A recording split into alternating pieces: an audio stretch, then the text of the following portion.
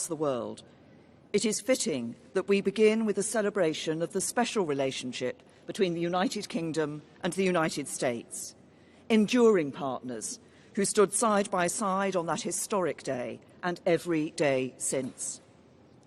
For generations, at the heart of the transatlantic alliance has been our shared democratic values, our common interests, and our commitment to justice. It is that unity of purpose that will preserve the deep-rooted ties between our people and underpin our nation's security and prosperity for the next 75 years and beyond. So I am very pleased to welcome the President of the United States of America on this state visit to the United Kingdom. For the past 2.5 years, the President and I have had the duty and privilege of being the latest guardians of this precious and profound friendship between our countries. As with our predecessors, when we have faced threats to the security of our citizens and our allies, we have stood together and acted together. When Russia used a deadly nerve agent on the streets of our country, alongside the UK's expulsions, the President expelled 60 Russian intelligence officers, the largest contribution towards an unprecedented global response. And in Syria, when innocent men, women and children were victims of a barbaric chemical weapons attack, Britain and America, along with France, carried out targeted strikes against the regime. Since we spoke about NATO during my first visit to the White House, we have maintained our support for this crucial alliance. Thanks in part to your clear message on burden sharing, Donald, we have seen members pledge another $100 billion, increasing their contributions to our shared security. And I'm pleased to announce that NATO will soon be able to call on the UK's Queen Elizabeth-class aircraft carriers and F-35 fighter jets to help tackle threats around the world. Today, we've discussed again the new and evolving challenges to our security, our values, and our way of life. We share the same view about their origin and our objectives in meeting them. But, like Prime Ministers and Presidents before us, and no doubt those that will come after, we can also differ sometimes on how to confront the challenges we face. I've always talked openly with you, Donald, when we have taken a different approach, and you've done the same with me.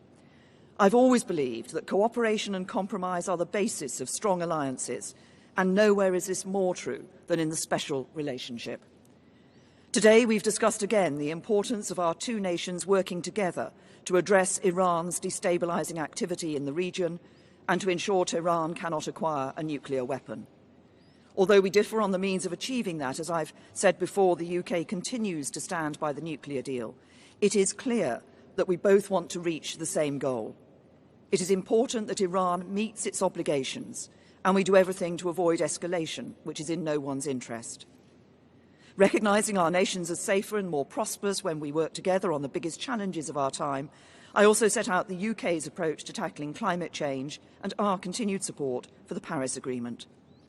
And we also spoke about China, recognising its economic significance and that we cannot ignore action that threatens our shared interests or values.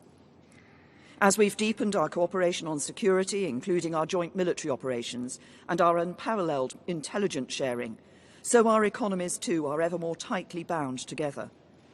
Every morning, 1 million Americans get up and go to work for British companies in America, and 1 million Britons do the same for American companies here.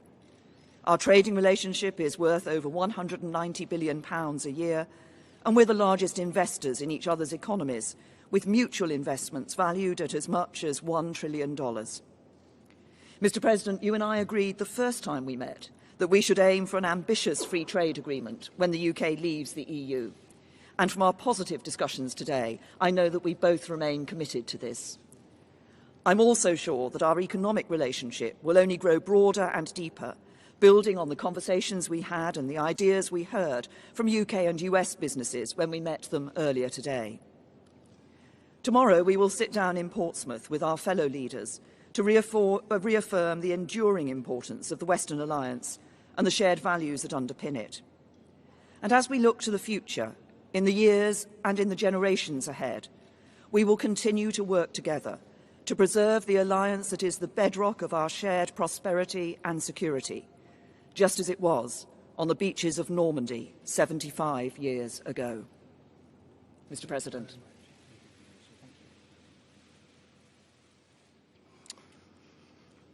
Well, thank you, Prime Minister May. Melania and I are honored to return to London as our nations commemorate the 75th anniversary of D-Day in World War II.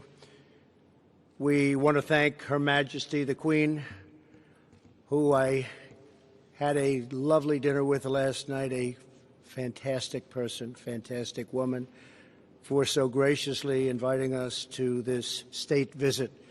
It was very, very special. Our thanks as well to Prime Minister and Mr. May for the warm welcome they've given the First Lady and me as we remember the heroes who laid down their lives to rescue civilization itself. On June 6, 1944, tens of thousands of young warriors left these shores by the sea and air to begin the invasion of Normandy and the liberation of Europe and the brutal Nazi occupation. It was a liberation like few people have seen before. Among them were more than 130,000 American and British brothers in arms. Through their valor and sacrifice, they secured our homelands and saved freedom for the world. Tomorrow, Prime Minister May and I will attend a commemoration ceremony in Portsmouth, one of the key embarkation points for the invasion.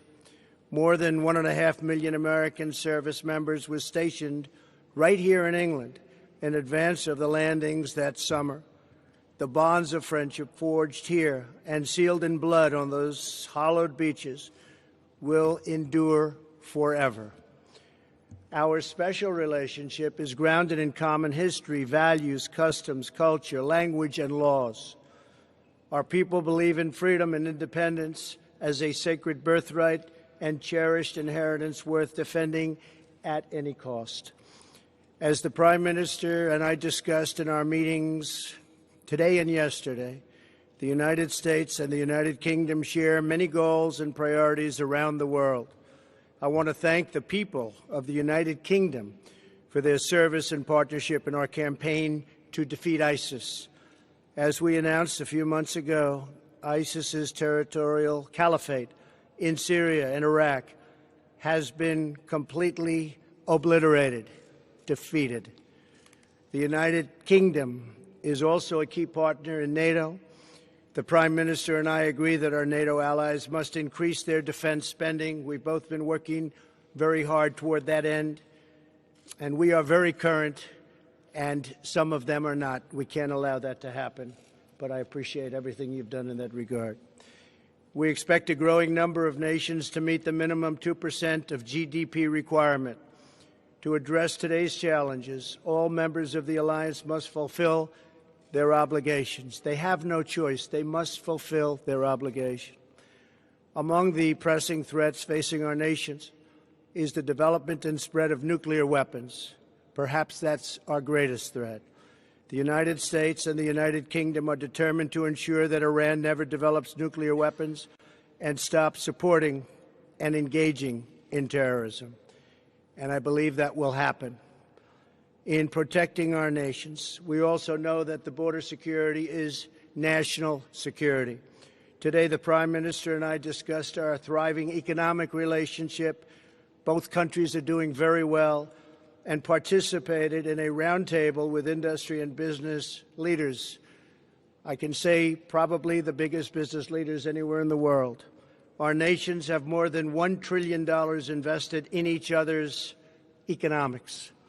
The United Kingdom is America's largest foreign investor and our largest European export market. That's a lot of importance. As the UK makes preparations to exit the European Union, the United States is committed to a phenomenal trade deal between the U.S. and the UK. There is tremendous potential in that trade deal.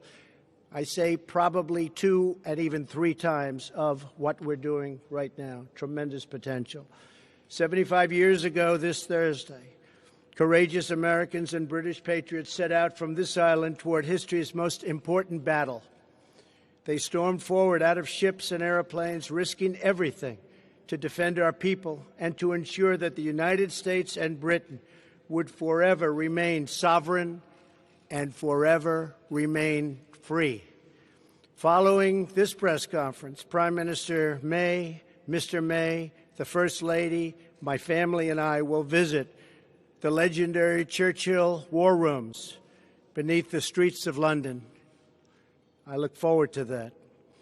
In his famous speech on this day in June 1940, Prime Minister Churchill urged his countrymen to defend our island, whatever the cost may be. As we mark this solemn anniversary of D-Day, we remember that the defense of our nations does not begin on the battlefield, but within the heart of every patriot. Today, let us renew our pledge, engraved at the American Cemetery in Normandy and inscribed by President Dwight Eisenhower in St. Paul's Cathedral, right here in London, that the cause for which they died shall live. Prime Minister May, it's been a true honor. I have greatly enjoyed working with you. You are a tremendous professional and a person that loves your country dearly. Thank you very much. Really an honor.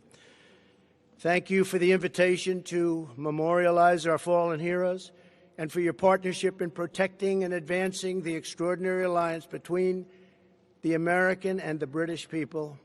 It's the greatest alliance the world has ever known. Thank you, Prime Minister. Thank you. Thank you. Thank you very much.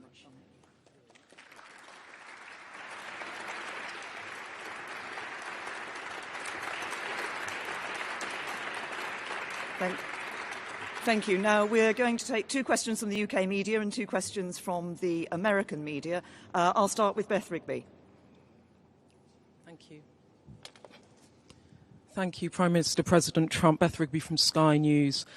For you, President Trump, as you hold talks with the current Prime Minister, the leader of Her Majesty's opposition has been addressing a protest rally against your visit in Trafalgar Square.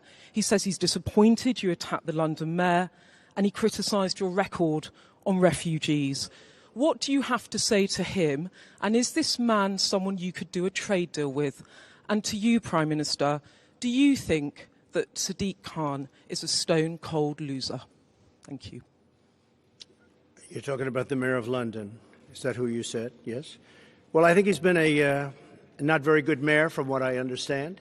He's done a poor job. Crime is up, a lot of problems. And I don't think he should be criticizing a representative of the United States that can do so much good for the United Kingdom. We talked about it before. He should be positive, not negative. He's a negative force, not a positive force. And if you look at what he said, he hurts the people of this great country. And I think he should actually focus on his job. It'd be a lot better if he did that. He could straighten out some of the problems that he has and probably some of the problems that he's caused. Thank you. Gonna...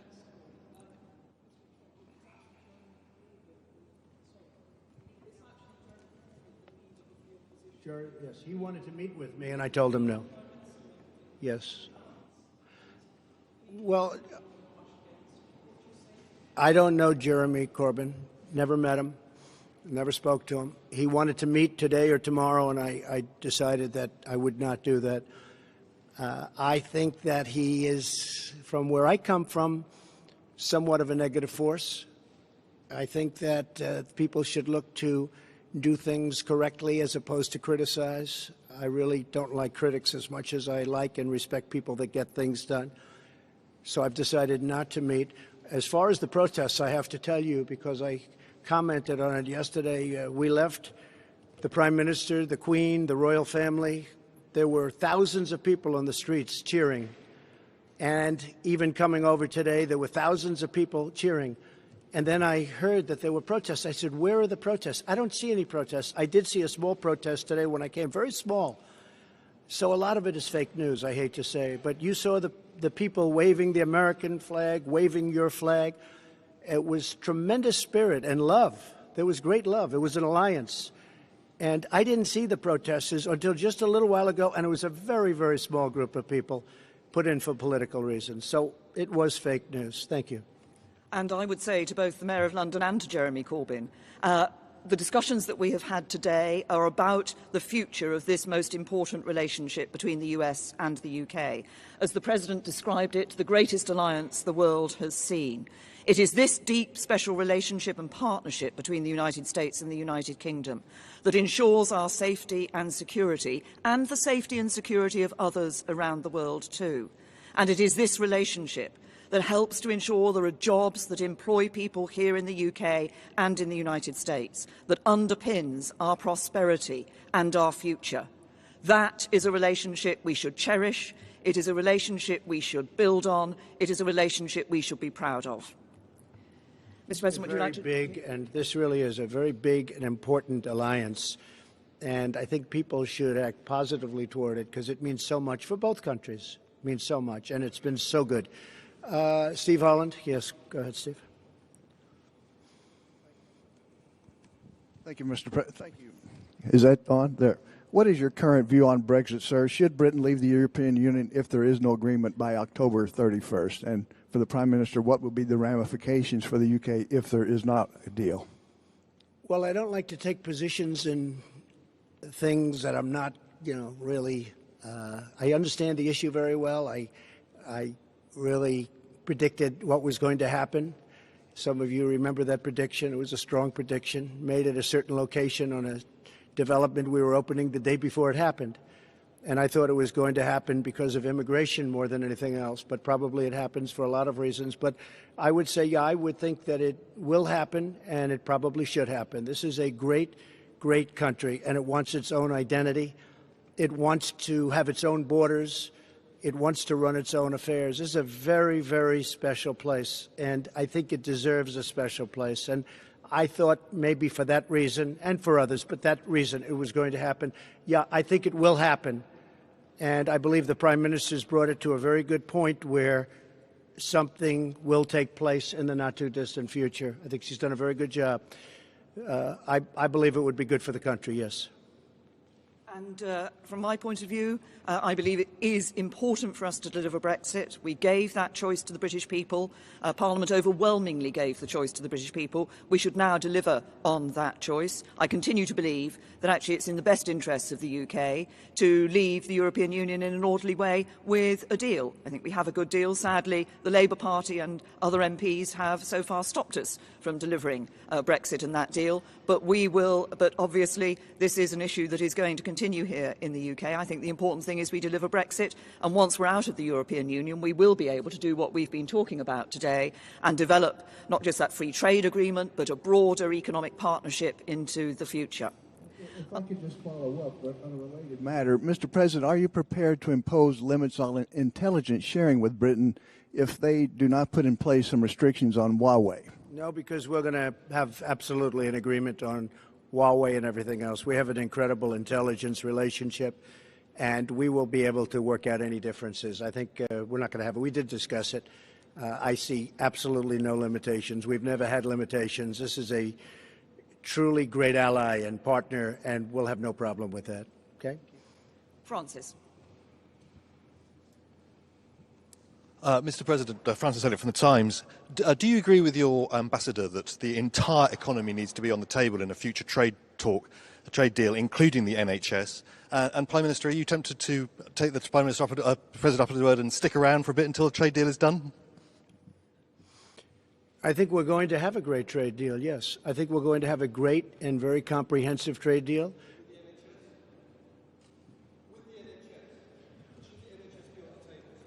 I can't hear him. What? It's the National Health Service. He says, should the National Health Service be on the table?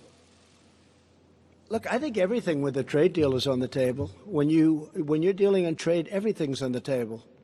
So NHS or anything else, or a lot more than that. But everything will be on the table, absolutely. Okay. But the point about making trade deals is, of course, that both sides negotiate and come to an agreement about what should or should not be in that trade deal for the future. And as regards your second question, Francis, nice try, but no. Look, I'm a woman of my word. Mr. President, would you like to? John, please. Mr. President, thank you. Mr. President, domestically, in recent days, Mexico has stepped up apprehensions and deportations of Central American migrants. That's good. This could possibly be in response to your threat of tariffs. Has Mexico Not possibly be. has Mexico done enough to avoid tariffs, which will be imposed in some 6 days from now? No, we haven't started yet. But the threat is out there. Yeah, the threat is out there, but we haven't really started yet. No, this will take effect next week. And what 5%. And what do you think of Republicans who say that they may take action to block you imposing those tariffs? Oh, I don't think they will do that. I think if they do, it's foolish. There's nothing more important than borders. I've had tremendous Republican support. I have a 94% approval rating as of this morning in the Republican Party. That's an all-time record. Can you believe that? Isn't that something? I love records. But we have a 94% approval rating in the Republican Party. I want to see security at our border. I'm going to see great trade. I'm going to see a lot of things happening, and that is happening. And as you know, Mexico called. They want to meet. They're going to meet on Wednesday. Secretary Pompeo is going to be at the meeting, along with a few others that are very good at this, and we are going to see if we can do something. But I think it's more likely that the tariffs go on, and we'll probably be talking during the time that the tariffs are on and they're going to be paid. And if they don't step up and give us security for our nation, look, millions of people are flowing through Mexico. That's unacceptable. Millions and millions of people are coming right through Mexico.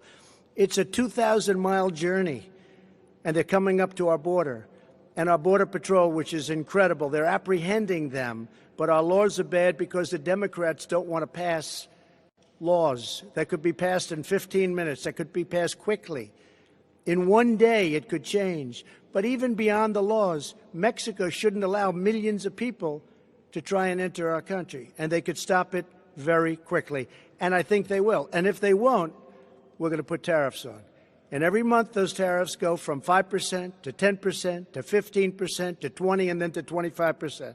And what will happen then is all of those companies that have left our country and gone to Mexico are going to be coming back to us. And that's okay. That's okay. But I think Mexico will step up and do what they should have been done. And I don't want to hear that Mexico is run by the cartels and the drug lords and the coyotes. I don't want to hear about that. A lot of people are saying that. Mexico has something to prove. But I don't want to hear that they're run by the cartels. You understand. You report on it all the time. A lot of people do. That would be a terrible thing. Mexico should step up and stop this onslaught, this invasion into our country, John. And Prime Minister May, you tried 3 times to get a deal on Brexit. At this point, do you believe that a deal on Brexit is possible, or is this a Gordian knot? President Trump says that you didn't take his advice in terms of negotiation. Should you have? Would that have made a difference? And President Trump, if I could ask a follow-up, you had a conversation with Boris Johnson. Could we ask what you spoke about, and will you meet with Michael Gove today? Well, first of all, on the first issues, I said in answer to an earlier question, I personally believe, that it is in the best interests of the UK to leave the European Union with a deal. I believe there is a good deal on the table. Obviously, it will be for whoever succeeds me as Prime Minister to take this issue forward. What is paramount, I believe, is delivering on Brexit for the British people. And I seem to remember the President suggested that I sued the European Union, which we didn't do. We went into negotiations and we came out with a good deal. Yeah, that's not such a... I would have sued, but that's okay. I would have sued and settled, maybe, but you never know. She's probably a better negotiator than I am, Jeremy. But you know what? She has got it, in a sense, John. That deal is teed up. I think that deal is really teed up. I think they have to do something. And perhaps you won't be given the credit that you deserve if they do something, but I think you deserve a lot of credit. I really do. I think you deserve a lot of credit. Okay? Yes, John? So I know Boris. I like him. I've liked him for a long time. I think he'd do a very good job. I know Jeremy. I think he'd do a very good job. I don't know Michael, but would he do a good job, Jeremy? Tell me.